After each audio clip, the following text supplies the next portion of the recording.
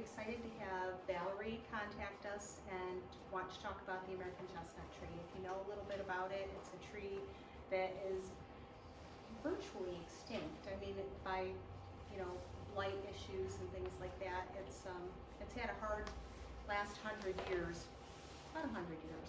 So if you've never been here before, there are exits. The door you came through is an exit. There is one down this way, and we're not doing refreshments. We always did, but we're not because of COVID and we're out of practice. So without any further ado, I'm just going to let Valerie take over. All right, Joy.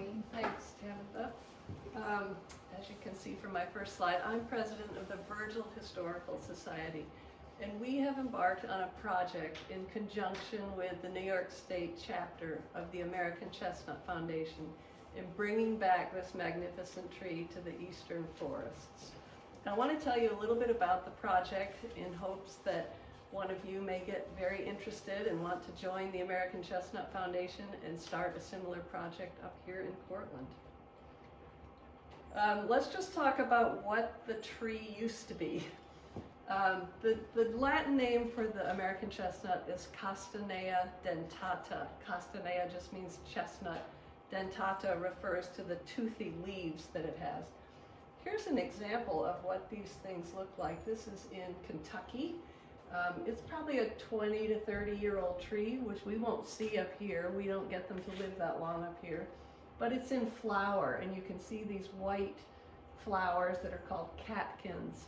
That's the male portion of the flower. The female portion is at the base of the catkin. It takes 2 chestnut trees to pollinate. They're not self-fertile. But this is just a young tree, even so, quite impressive. There are other varieties of chestnut that are quite similar. There's a European chestnut, Castanea sativa. There's a Chinese chestnut, Castanea millissima, and then a Korean and Japan version, Castanea crenata. These trees are prolific nut bearers. When they're mature, they will have thousands of nuts that drop to the forest floor after the first frost. The leaves are dropped in the winter on the American chestnut, and they nourish the soil. They're very high in nutrients like nitrogen, phosphorus, potassium, and magnesium. This tree is in the same family as the oak and the beech trees, which is interesting because the oak tree can harbor this blight fungus without being harmed by it. And that's why we can't get rid of the blight. It's in our oak trees, and we have enough of those around to keep the blight active. The chestnut is very susceptible to this blight. And here's a more historical photo just to show how big these things can get. Wonderful big old trees. My grandmother knew them well, but I've never seen one like that. This was the native range of the American chestnut. As you can see, Cortland is somewhere maybe right here. We were sort of at the northern end of the range. It did extend all the way up to Maine. You could find them all along the East Coast, but this was the main part of its range.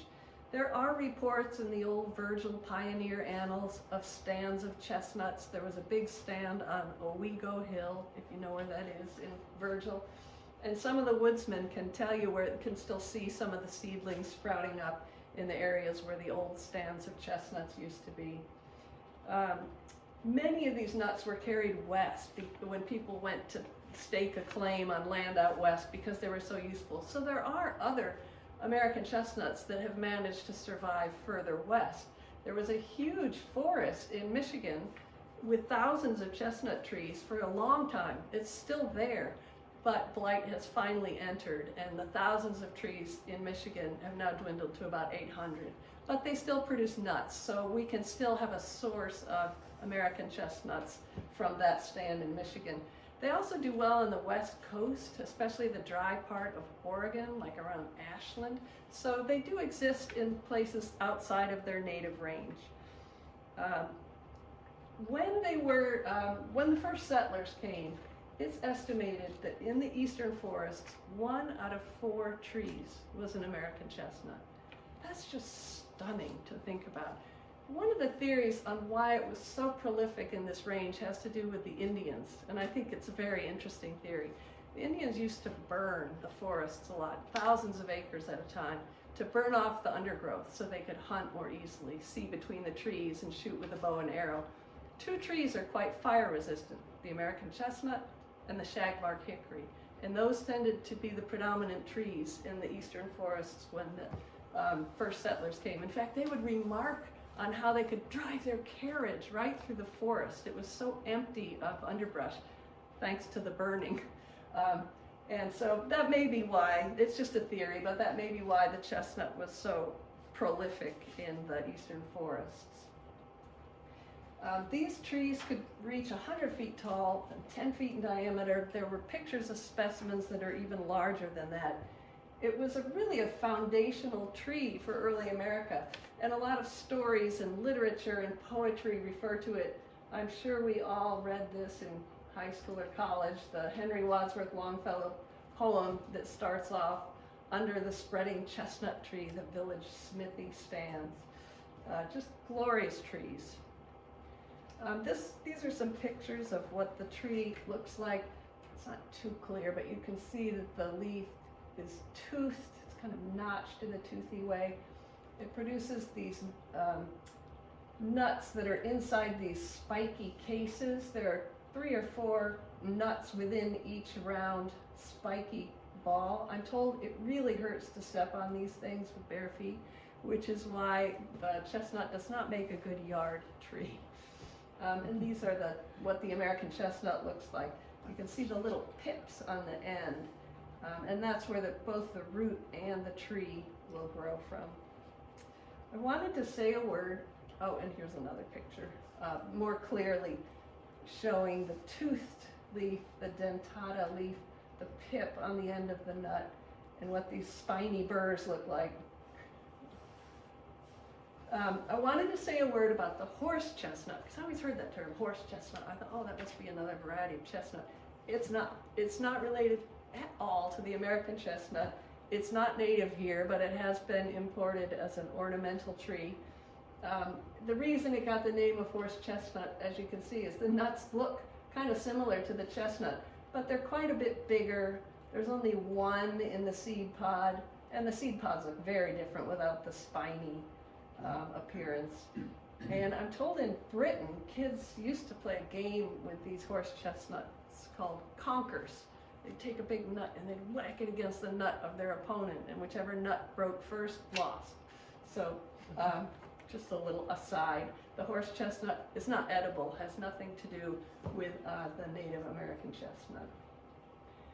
The chestnut was a terrifically useful tree in the forests.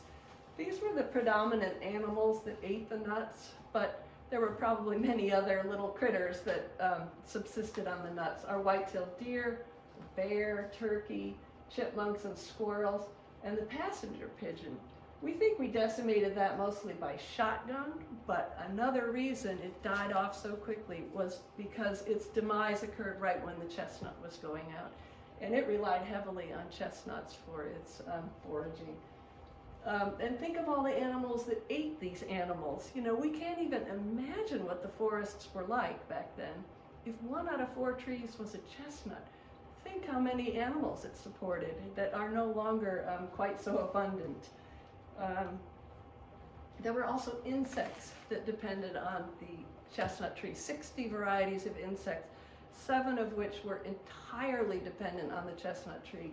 Some of those have managed to move west where the trees are still living, but one called the American Chestnut Moth has gone completely extinct.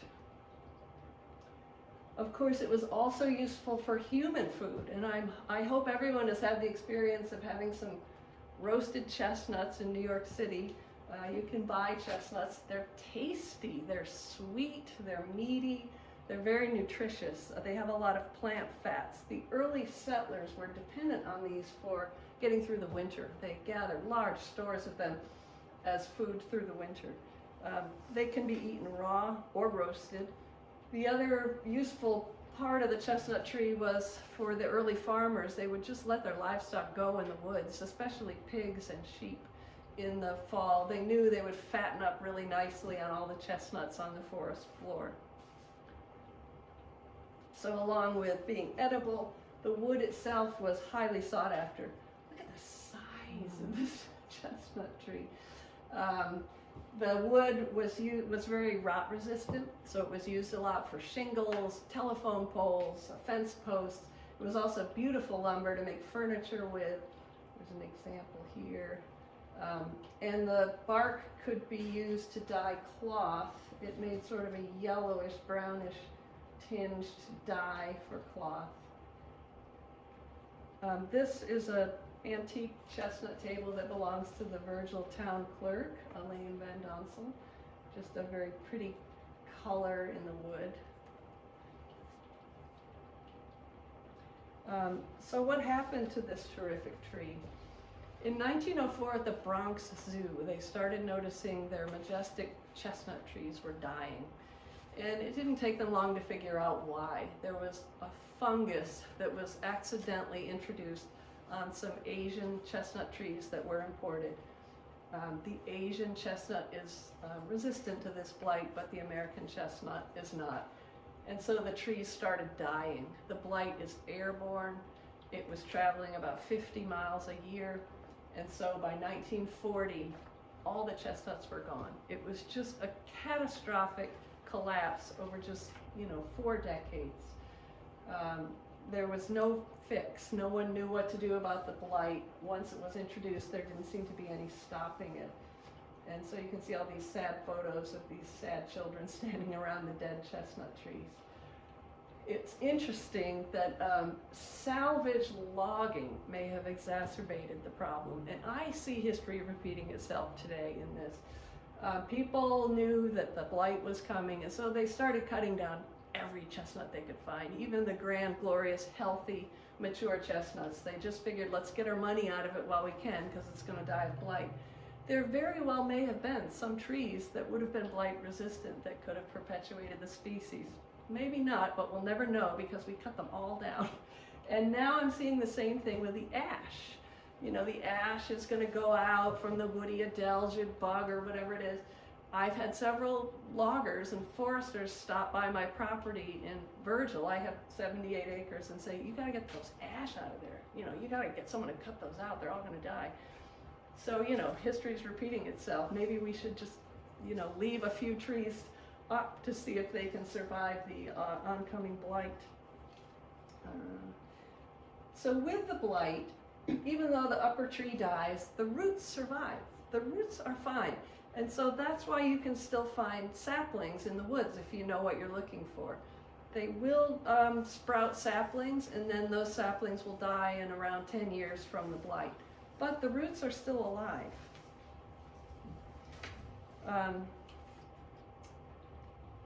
And this is what the blight looks like. It's a bark fungus. So the fungus gets into the bark and encircles it and cuts off the tree's circulation, and the above ground part of the tree dies. And this is why grafting these trees to like a Chinese variety underground won't work. It's the bark that actually is killed. So, what's the current thought on what do we do to bring back this great tree? For the last 120 years, people have thought, well, let's just keep planting them, keep planting the nuts, and maybe just through genetic variation, some will develop blight resistance.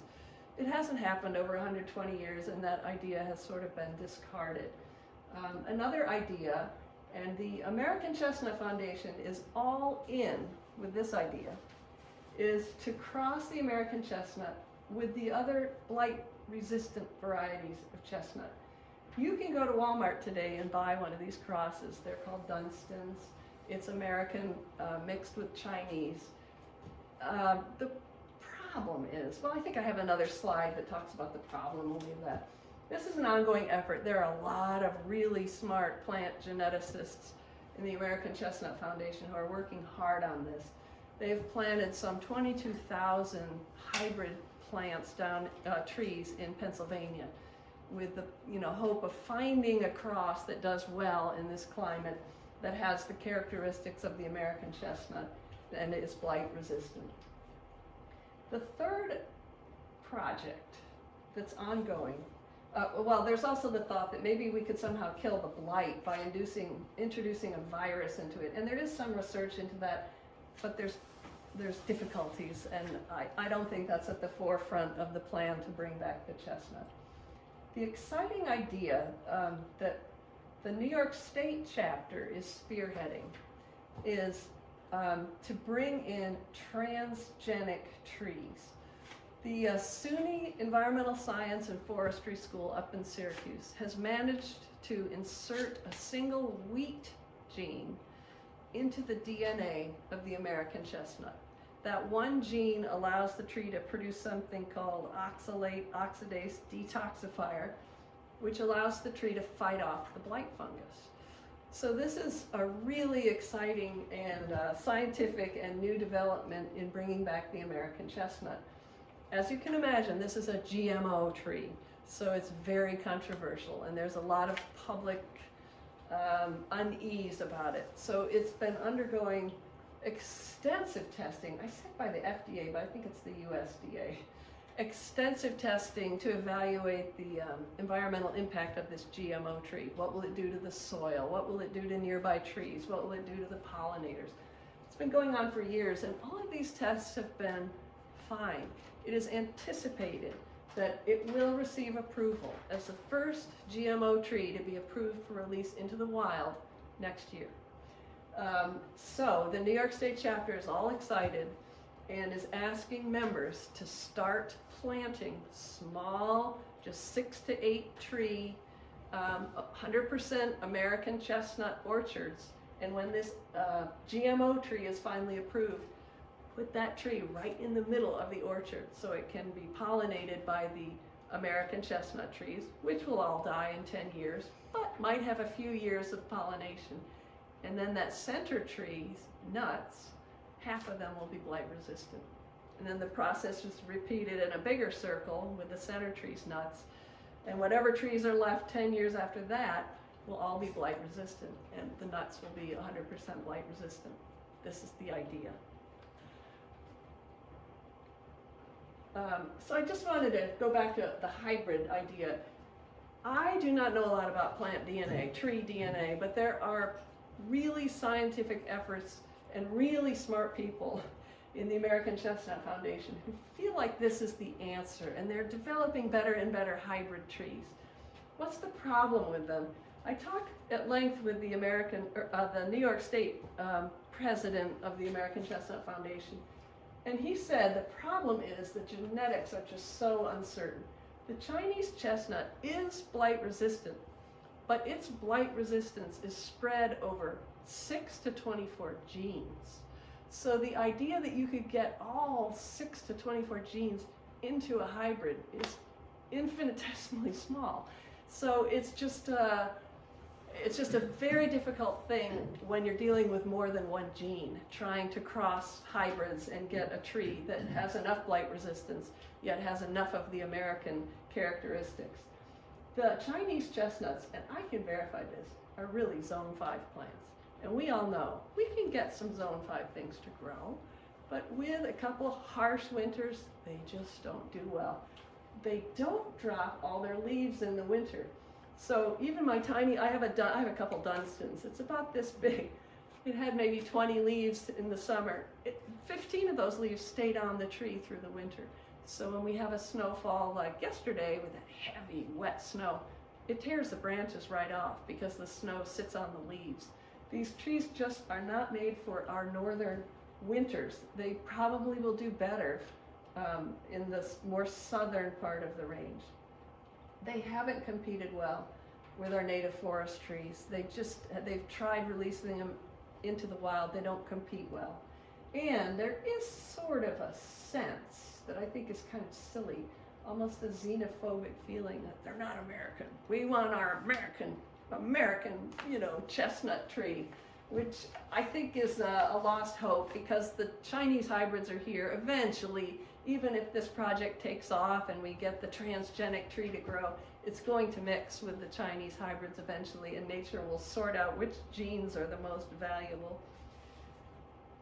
So what the New York State Chapter is asking members to do, and you may be interested in participating in this, is to plant mini orchards. So the X's are American chestnut trees, the regular old trees that are blight sensitive.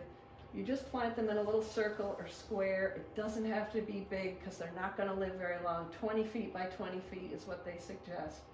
And then next year, or whenever the GMO tree becomes available, you stick it right in the middle. They don't want any Chinese hybrid trees anywhere around. They say minimum 300 yards away. They just don't want the DNA mixing. That's being done. Those experiments are being done in Pennsylvania. They want to try this, transgenic 100% American tree instead. So this is Alan Nichols. I forget where he lives, but he's the president of the New York State chapter of the American Chestnut Foundation. He is a real zealot for the GMO tree. Very knowledgeable guy, very enthusiastic. And at present, he is sending out free of charge nuts to the New York chapter to members who are interested in getting orchards started. I have about 30 nuts that I'm sprouting. Out of those, 27 have actually sprouted. They're about 2 inches tall. I was going to bring some, but they're so fragile. I didn't want to bring them out in the cold and jiggle them in the car. They're just tiny little things. But I have obtained permission to put an orchard at the town hall in Virgil. And there's a man named Ed Eaton right across the street who wants to put a orchard on his property. So in Virgil, we'll have 2 orchards and we can start this process. I think it's nice to put it in a public place so that the public can get involved. This is a 20 or 30 year project. So if you put it on private land, who knows what the next owner is going to do with the little orchard. So I think it would be nice in a park or a public area where the responsibility for the orchard could be shared. This is the first year they're trying this project out. So Cortland County truly can take the lead on this project. It's happening all over New York State. Plant the native chestnut seedlings in the orchards and then put the transgenic seedling in the middle, and then eventually start spreading those nuts around. Once it's pollinated, half of its nuts will be blight resistant. People can scoop the nuts up and start putting them up in the woods.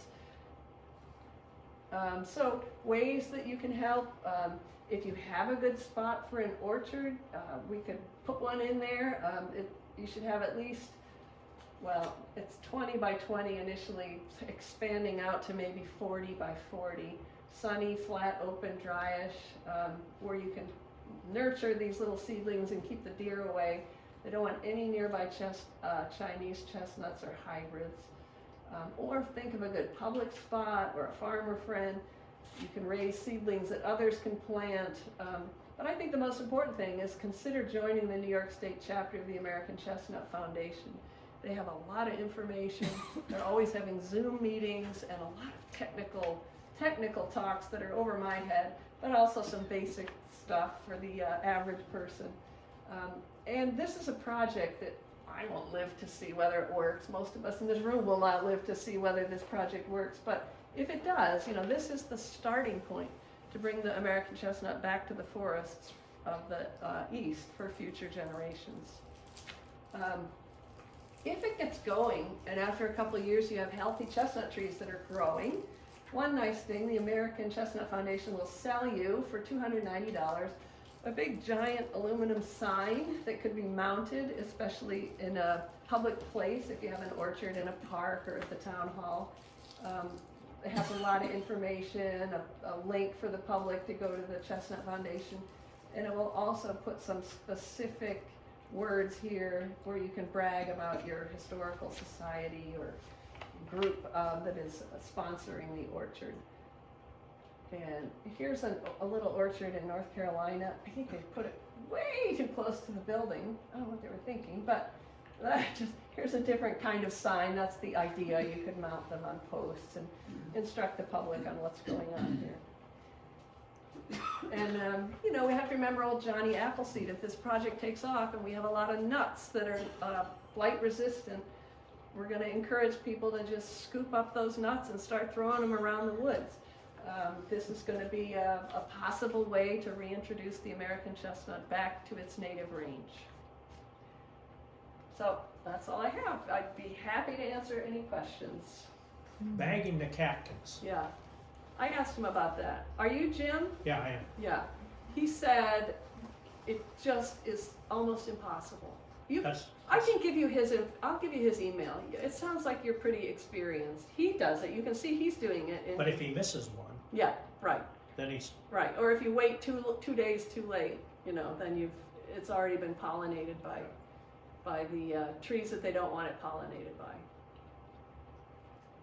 So. the other thing was the mention about the Chinese chestnuts. Unfortunately, I have a couple. Yeah, so do I. Now, if I wanted to take part of this in this, say, next year or the Yeah. year after, if I cut those down now, Yeah. which I might be willing to do, I'd give you 8 right this minute. okay, how about next year? Yeah, well, yeah. They will always have chestnuts to pass out. They always have them Okay. for sale. This year they're doing it free because they want people, to get on board. So I got 30 free chestnuts in the mail that were already sprouted.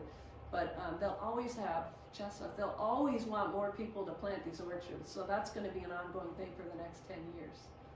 The other thing about the Chinese chestnut is they harbor the blight. Uh-huh. They're affected by the blight. Mine have Tanker things. big Yeah. holes in them, look like rotten spots, but they're able to survive. They're able to, Huh. it doesn't kill them. Yeah. And you have pure Chinese chestnuts? I don't know. Oh. I think they are, but I Yeah. don't know that. I Yeah. can't even remember where I got them. They were. I planted them as seedlings, but They they're, have bigger nuts. I mean, Oh. that's one advantage. Big nuts, but apparently not quite as sweet as the American chestnut. well, but they're horrible. As you said, you don't want them The for a burrs. yard tree. Because, boy, I'll tell you what, they'll puncture your tires when you're on Oh, really? almost. They're horrible. Yeah, they look horrible. Yeah. So yeah, I have 4. If you join the American Chestnut Foundation, they ask you what chapter you want to join, and of course you'll join New York. And a lot of people are joining the New York chapter who don't even live in New York because they're so interested in this GMO project. But they will send you 4 of their hybrids. They're special selected hybrid chestnuts. So I have 4 of those. I'll stick them. I already have some hybrids, so I'll just have my little ravine, and Virgil be the melting pot. But you have to plant those 300 yards away from them. If you're going to get one I'm of not going to have an orchard on my property. I don't have a good spot for it. Oh, okay. So I'm just going to do the mixes. Eventually the DNA is going to mix, eventually. But they want to try, at least initially, to get the 100% American chestnut GMO. See if it does better. Because the Chinese crosses do not take off in the woods. They just don't do well in this climate.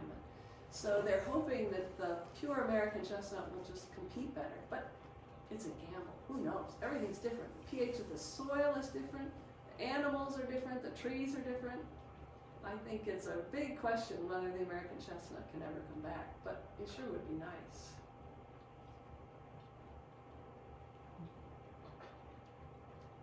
So I have 2 orchards in Virgil, so 16 of my seedlings are spoken for. If you want to put in, they should be planted at the end of May.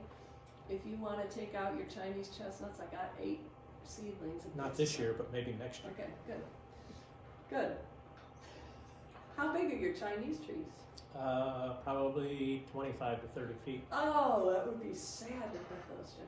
Yeah, but they're as you say, they don't thrive Yeah. really. They're they do have the blight, Uh-huh. so they're not really that Not pretty. healthy. But they have horrendous amounts of fruit. I mean, they're just Really? nuts And just have come. you eaten some of them? Are they No, tasty? I know, but the squirrels are funny, and the squirrels will grab one of these things that are this big around, and Yeah. come off of them, and you see the squirrel going across the yard with this Thrilled. big spiny thing It's sticking like out. manna from And it heaven. gets to a place where he's gonna bear it, and he goes like this, and he sticks it down, and then he runs away, and it's still sticking up out of the ground that far. Wow. Well, you should try to eat some. Why not? They're good. I mean, they're good. I guess they're not quite as sweet, but they're very, very A edible. question, when you go to New York City and have Yeah. roasted chestnuts, where do they get those? They're Chinese chestnuts. They are Chinese Yeah. chestnuts. Uh-huh. And when you go to the store, you can buy them in little packages that are sort of wettish. You just open it up and they're roasted. They're from China. there aren't enough of the American varieties to eat, so you wouldn't find any American, they're all Chinese. But they're good, even those are good, and if the American are better, I'd love to taste them.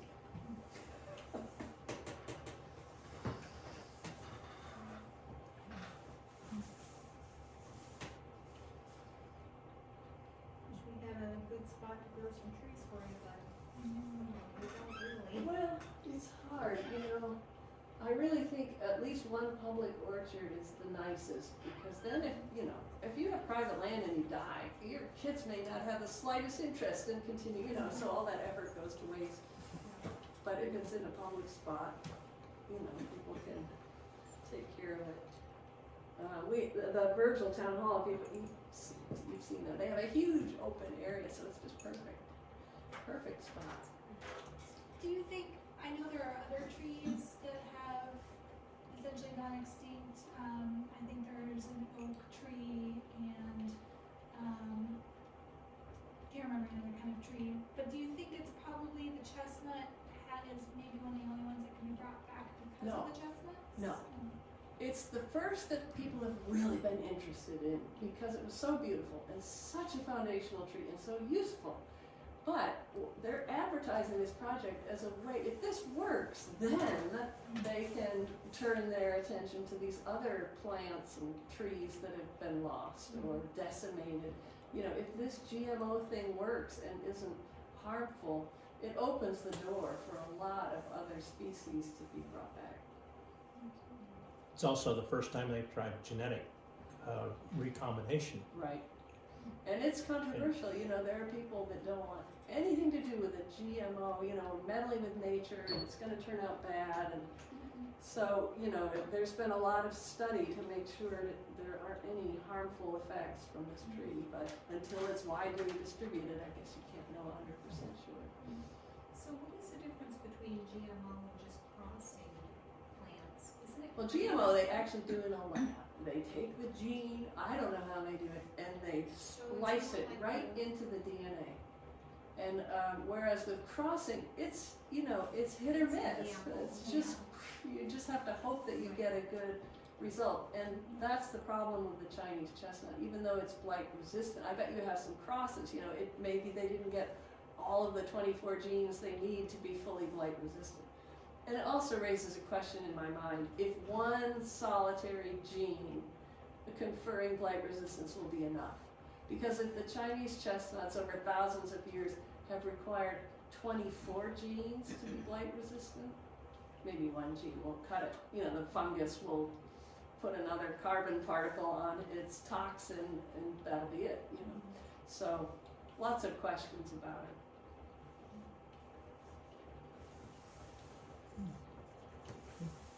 So the property has to be dryish. Dry-ish, that's why I couldn't have one where I live. I live down near the Castanea River and I flood all the time. It's too wet and I don't get enough sun. It needs a lot of sun, dry-ish. They don't like to sit in water. Okay. There shouldn't be any Chinese or hybrids around, they say within 300 yards. Okay. You have to protect them from deer and chipmunks. Okay. My But the property. tree tubes are pretty good. I have those 5-foot tree tubes. You put those in maybe 2 or 3 inches under the soil. Those are great. I was given 4 American, and he told me to put them in right away, but I didn't. Uh-huh. So I left them in my basement under grow lights, Uh-huh. and they kept growing, and then I had lots of leaves and everything. I go, okay.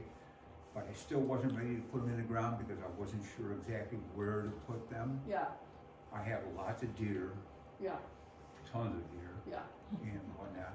But my property is kind of like on a hill, and I have lots of water there. Mm-hmm. So I have 5 acres. Up on the top, it's really level, Mm-hmm. and it's dry, but it's where the deer love to sleep at night. Yeah, I mean, the deer will. So, well, anyway, I made a mistake. I had lots of leaves on it, and they were looking beautiful. Yeah, I took them up and put them in my greenhouse, just because I wanted them outside or somewhat in the sunlight. And I went away for a little bit and completely forgot about them, and it got really hot, and I tried to kill them. When I come back, all my leaves were all dried up, and I go, oh. Shoot. So, I've got 2 of them now that are starting, they're leaves, I got leaves on them, and they're probably about this tall. Yeah. How tall are they? How big are they? About this tall. I don't know, I may have made a mistake again. I put them up in my garden, and I left them outside in the winter during this past couple days, where I got like 14, 15 inches of snow Yeah. up there. I don't know, I haven't been up there. I mean, you know, they can withstand winter conditions, they're native here, but when they're starting out, you know, as seedlings, the Chestnut Foundation has asked us to keep them in, or you can put them outside during the day, but don't let them get below 40 until, you know, don't put them in the ground until May, end of May. That's what Okay. they're suggesting, but, you know, who knows? I'll go up there when I get home. I live over in Hartford, and I'll go up to the garden and check them out when I get home, if I can Yeah. get up there. It might be Yeah. okay. I'm hoping, yeah, but, I don't know what to do with these things. I didn't wanna put them in the ground because I knew where I really should have put them, or Yeah. where I thought I could put them. Yeah, There were lots of water, it's a Yeah. lot of water, I got underground, lots of water. they apparently don't like to sit in water, so they like it moist, but not water soaked. And up Where by, did you get these trees? I'm looking for the guy's name, over the other side of Etna, guy has, Edible Acres, Oh, yeah, I know that. You know 'em? Yeah, okay, he gave them to me, he gave me 4 of them. and he said they're American chestnuts, Yeah. they're American? Yeah. It's odd, you know, I got some nuts on eBay, cause the lady's in Lansing, 100% pure American chestnut. She had a picture of the burrs and the nuts, and I sent them to the New York State president, he said they're Chinese crosses. She may Okay, think they're my 100% neighbor They're has not. Chinese, Yeah, and there's his yard is covered with these prickly things, Yeah. you know, and it's like right along my property line, but where I would put these is probably 500-600 yards Yeah, away, well, that would you know, be up on far a enough hill, away. but I would have to put them someplace where the deer will not get to them, because like I said, that's the only place I can put them. I think the only way to keep the deer off them is with those tree tubes. Have you seen those? They're, Either that or fence them with, you even had the deer put their paws or their Yeah. hoofs up on there. You know, the tree tubes are about this big diameter, they're tall, they're like this. And the UV light can go right through them. It's like a little greenhouse around the tree, and they're tall enough, if you stake them in. Okay, well, The deer but these can- are not tall enough to go into that tube, right? no, you can Just put, put the tube over them. you can put in it, you can put little ones this big in the Yeah. tube. Oh, You stick the tube over them, and the leaves grow up. It's amazing. It looked to me like they'd suffocate the tree, but the trees do well on them. One's called plantra, but there's a lot of varieties. You can get them from tomorrow, from Soil and Water Conservation down at the fairgrounds. Really? Tomorrow's tree pickup day at the They're fairgrounds. giving those out? They're not giving them out, they're Oh. pretty expensive. Yeah, they're like $8 a piece. I think they may be 10, I'm not sure, Oh, but they're they, making some money. Yeah, they've gone up. I think they've gone way up, cause I I used to ordered get some them. online, Together, plantra, but, And those are, I think those are only 4 footers. um, Now, they may, I don't know what they have tomorrow, but Soil and Water Conservation will have them at the fairgrounds Yeah. tomorrow, I'm sure. you know, places like Lowe's, I've never found them locally in stores. I always have to order them online. but, Yeah, They're great, and you just leave the trees right in there. I mean, once the tree gets huge, they're just plastic, so the tree trunk will just break it open. You don't even have to ever remove the thing. the Just problem leave that it. I've had with them is that the bugs and the bees and Put little nests. and- oh, yeah. the wasps, Birds will go down. wasp, You have to mine are put a just, cover on it. will be full of wasp nests. Yeah, I've had that too. I just spray stuff to wasp killer and Yeah, then that's run. what you have to do. Yeah.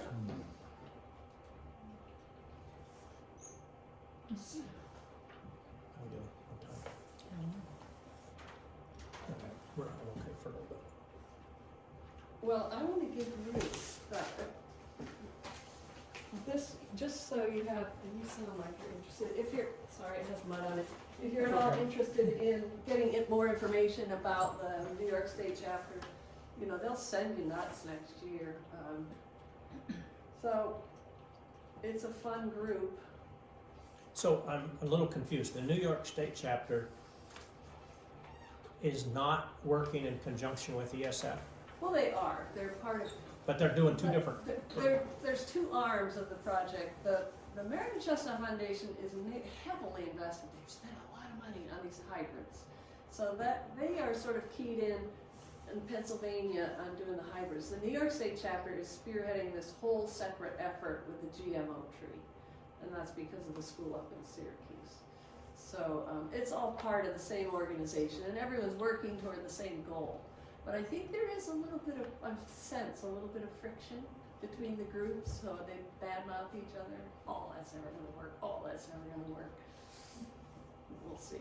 Well, we won't see, but our grandchildren will see. Are you familiar with the American Elm No. Foundation or American Elm Institute? Mm-mm. Because I wondered how that, they call them Liberty Elms, but these are supposed to be bringing back the American elm. Right. And I've planted probably, 10 to 15? 10 to 15. Wow.